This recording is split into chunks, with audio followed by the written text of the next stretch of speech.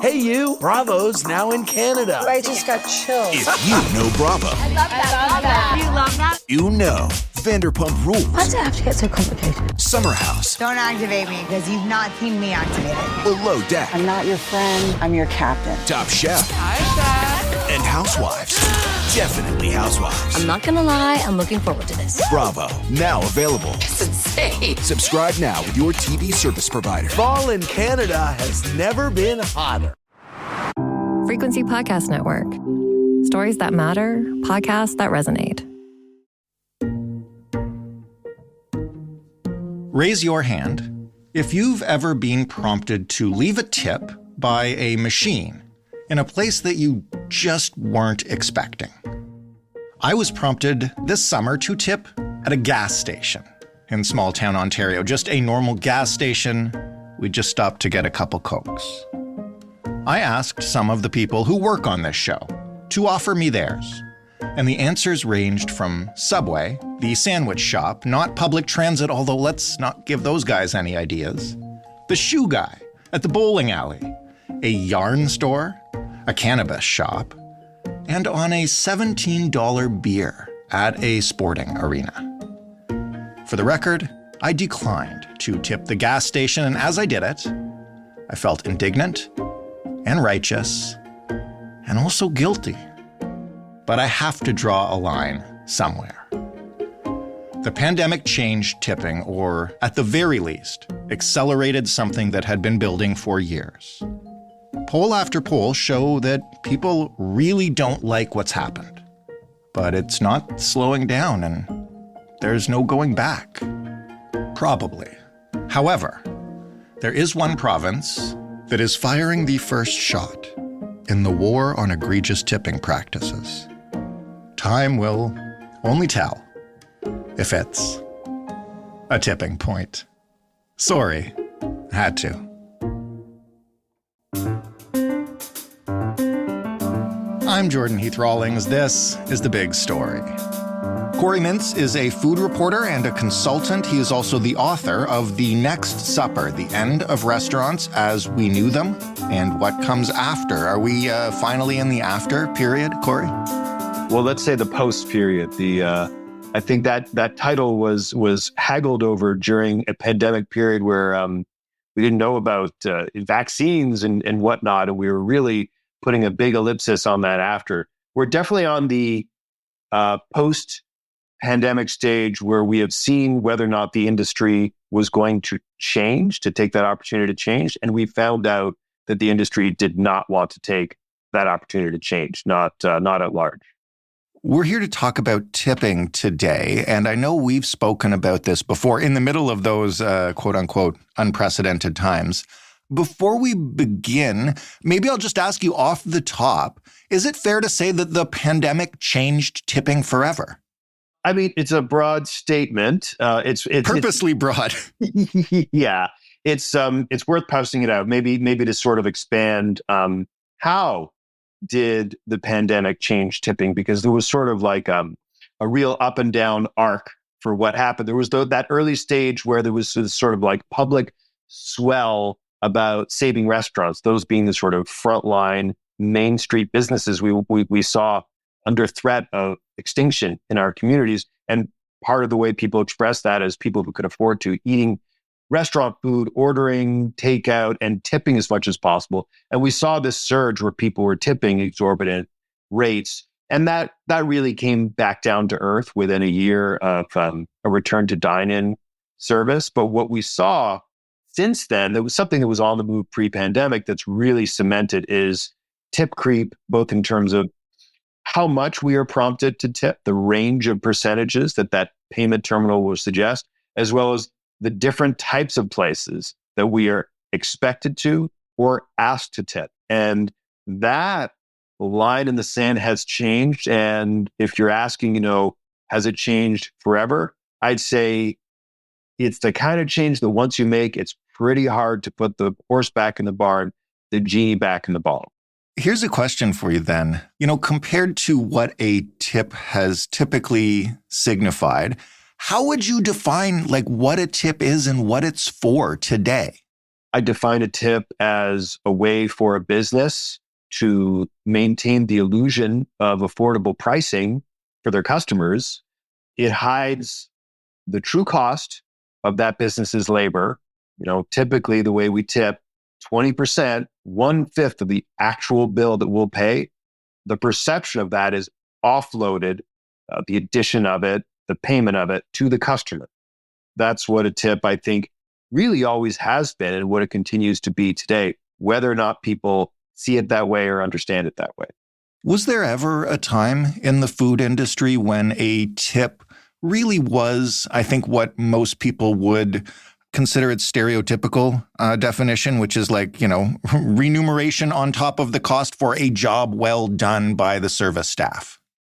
It's a good question. And whenever someone says it's a good question, what they mean is, I don't really have an answer for it, but I can parse it out. There was a period after the advent of tipping, meaning the period in post-war America where the idea from European aristocracy was borrowed. What if we gave people a tip for a job well done? But specifically, what if we used that to compensate formerly enslaved people rather than actually paying them a wage?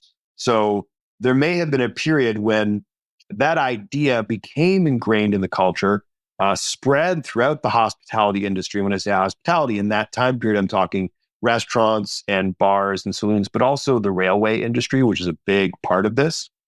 There was a period where maybe that advanced to being so everywhere to the point where it also became enshrined in laws in the States and in Canada, laws that said, if you tip people, you can pay them less. Therefore, this is by intent and definition of the law, not a gift in compensation or in generous return for someone having done a good job, not a bonus, but this is your actual earnings.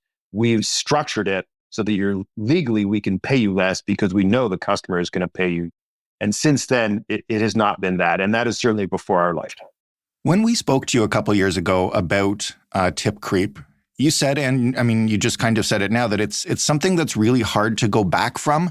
Since that period of time, 2021, 22, has tip creep accelerated? Has there been a pushback against it? I'm trying to get a sense of, as the pandemic has eased, if people, and as we've had a financial crunch, if people are voting with their wallets against this kind of overreach by businesses.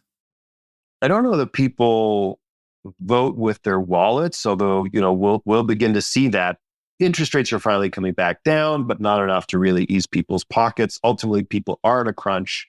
What we see through anecdotal evidence and through polls is people have had enough of tipping. They're frustrated. Every poll suggests that people resent tips and that they're exhausted from tipping. They're exhausted from the confusion that comes with knowing how much to tip in different situations. And, there was a recent poll from Probe Research that asked people specifically if they felt confident that they knew where their tips were going when they tipped.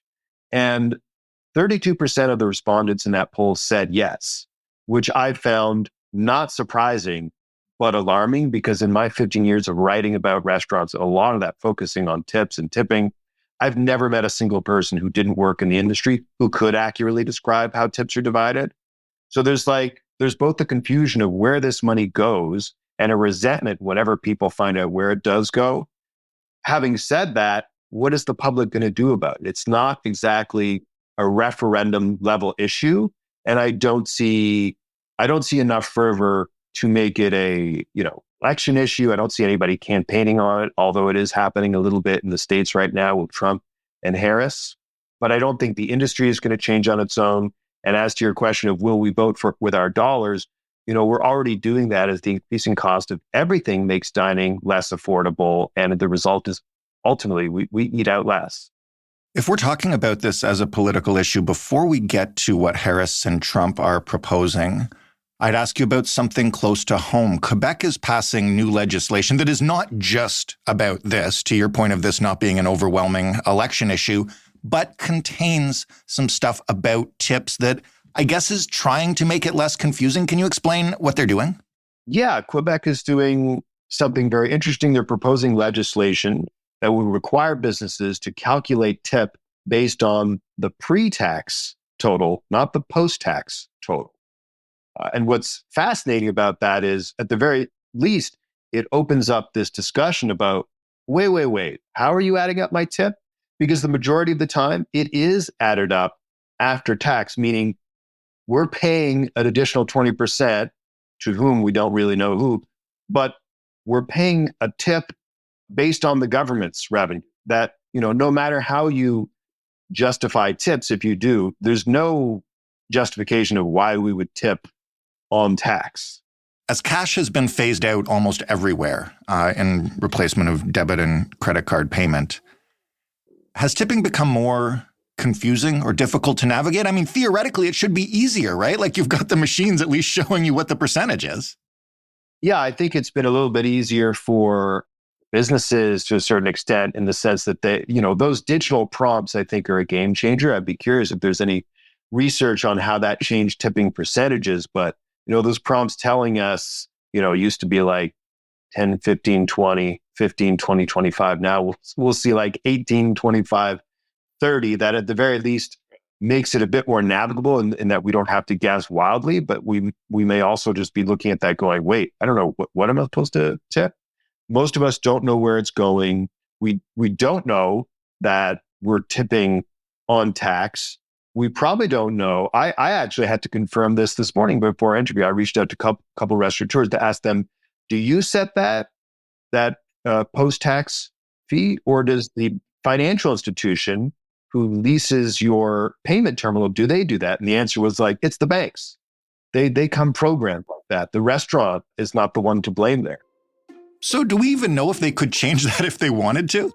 I don't think it's a question of the businesses being forced to change it. It's the banks who control the technology being forced to do that. And I think that is who Quebec's legislation will directly affect. Those are the people who have to make the change. Hey, you! Bravo's now in Canada. I just got chills. If you know Bravo, I love that. You love that? you know Vanderpump Why Rules, does it have to get so complicated? Summer House, Don't activate me, because you've not seen me activated. Below Deck, I'm not your friend. I'm your captain. Top Chef, Hi, Chef. and Housewives. Definitely Housewives. I'm not gonna lie, I'm looking forward to this. Bravo, now available. It's insane. Subscribe now with your TV service provider. Fall in Canada has never been hotter. Does that legislation go far enough? What else could we do theoretically to, restore? I know I'll put quote marks around that word because of you've said it hasn't been this way for decades, but restore tipping to its true intent. I don't know if there's any going there, but I think what Quebec is proposing is welcome legislation that consumers, the ones who have asked those questions and gone, hey, why am I tipping on the government's tax? I think those people have been asking for a long time, and everyone deserves that. Like, come on, let's not skim here. I don't know how much of a difference it'll make to consumers or workers if you're calculating the tip based on the post-tax total. That's like another typically 20% on that 15% in Quebec, which is another 3% to the customer's total, if my math is right.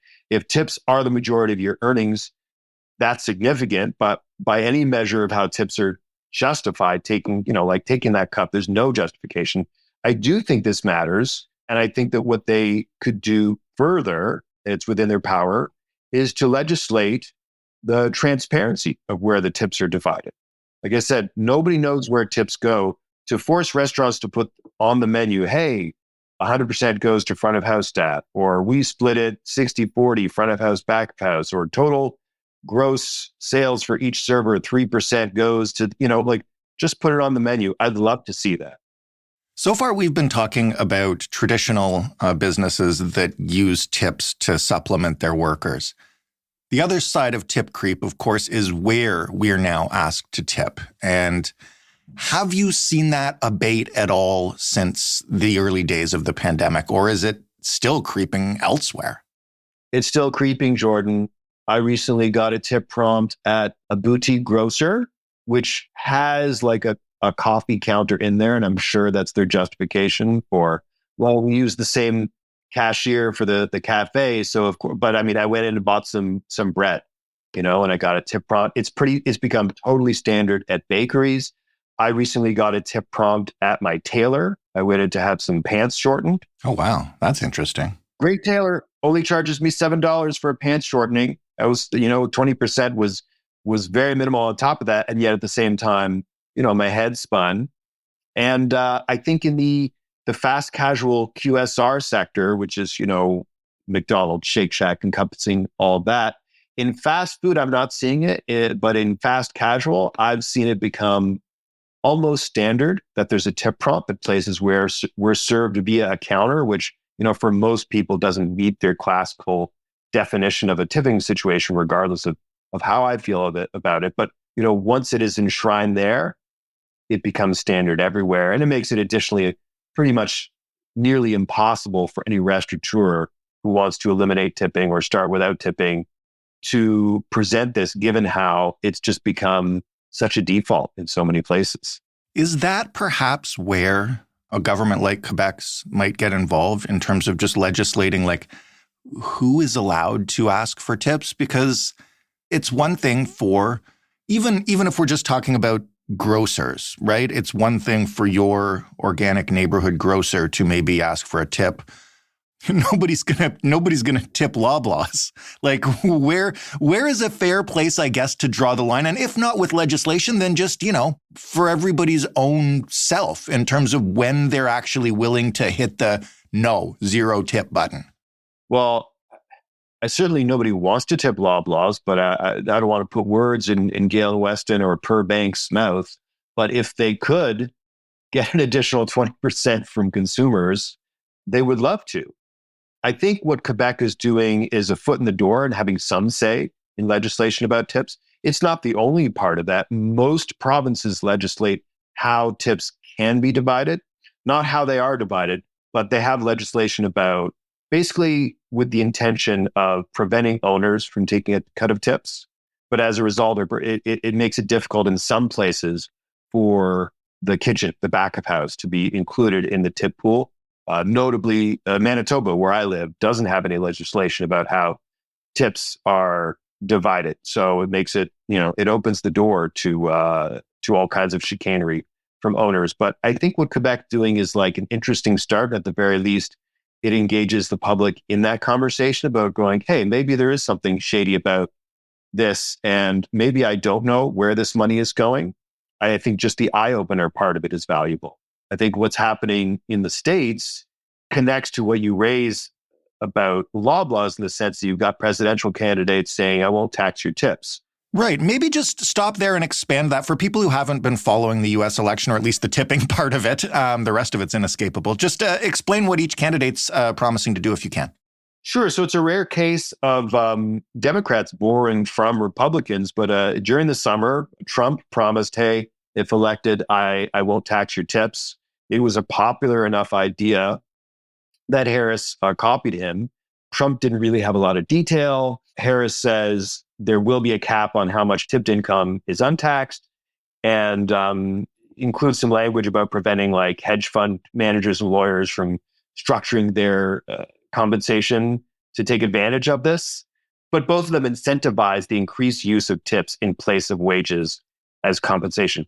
That's what's troubling, because it sounds nice, even though, the reality is like a huge number of tipped employees in the States like don't pay taxes because they don't even earn enough. Another large percentage, and it's the same case in Canada, routinely declare far less on their income tax than they're owed. But the larger issue is if you incentivize employers to say, hey, this is better for everybody if they're tipped instead of being paid a wage, that just increases tip creep. That gives more incentive to people to structure all new categories of job to have their compensation based on tipping instead of wages. That's not a good thing. Where do you draw your own line? When do you hit no tip? Do you have a personal policy? Do you base it on encounter by encounter? What do you do? I do have a personal policy. The only time I've ever left zero tip, I was meeting with a friend, a chef, to talk business. We met at a cafe, and they gave us our order in a styrofoam cup. And we said, no, we're sitting down here. And the person there said, yeah, but we're closing in a half hour. I don't want to wash this cup. And my friend said, no matter what, do you have exact change? We cannot leave even 1 cent for this person. This is egregious. That was the only time I've ever left zero tip. Since becoming, I was a restaurant critic for a couple of years. And after that, people kind of knew me around the town enough that I just felt like, doesn't matter how horrible the service is, I'm always going to leave 20%, just because I won't be able to tell people the story of bad service. They'll only hear that I left a bad tip. So no matter what, I'm always leaving 20%. That's my default. Even at the organic grocers on the loaf of bread? At that time, when they asked me, I left at 20%. I just didn't want them saying, to their coworker, came in Corey Mintz, and he stiffed me. Oh yeah, I heard he was a cheapskate. But what I'd recommend for most people, which I've done plenty of times myself, is I leave the tip, I leave the 20%. If I care, ask about it. Canadians don't like to talk about money the way that Americans do, but I think we can, and I think the conversation about tipping can be more fluid. If you don't like a policy or don't understand a policy and have questions, ask. But the challenge is the person to ask is the owner. It's not the employee serving you, and it's not the manager who doesn't really create the policy. They enforce it, not to haul out that line. It's the owner. So if you really care or object, the challenge is take the time, find that person's contact information. That doesn't mean go leave a nasty Yelp review. That's not a conversation. I mean, ask for the name of the owner, get their email them, ask them about it, carry that conversation further. Let them be the person who directly hears about it, not the person working the tip. Corey, thank you for this. And I also just have a feeling that we could do a whole other episode sometime on the influence of Yelp reviews in terms of replacing restaurant critiques. Another third-rail topic. Anytime, Jordan. Corey Mintz is a consultant, a food reporter, and the author of The Next Supper. That was the big story. If you would like, please do send us your examples of the most egregious places you've been asked to leave a tip. We'll read a bunch of them out next time we do a feedback episode. You can send them to hello@thebigstorypodcast.ca or call us up and leave a voicemail 416-935-5935. I will mention again, because we've gotten some good voicemails lately, that if you're leaving a voicemail that you would like us to play on those feedback episodes, just let us know, because we won't use your voice unless you say we can, because we're nice like that. The Big Story is available in every single podcast player, and it's on your smart speaker. Just ask it to play The Big Story Podcast. Thanks for listening. I'm Jordan Heath Rawlings. We'll talk tomorrow. Hey you, Bravo's now in Canada. I just got chills. If you know Bravo, I love that. You love that? you know Vanderpump Rules, Why does it have to get so complicated? Summer House, Don't activate me because you've not seen me activated. Below Deck, I'm not your friend, I'm your captain. Top Chef, Hi, Chef. and Housewives. Definitely Housewives. I'm not gonna lie, I'm looking forward to this. Bravo, now available. It's insane. Subscribe now with your TV service provider. Fall in Canada has never been hotter.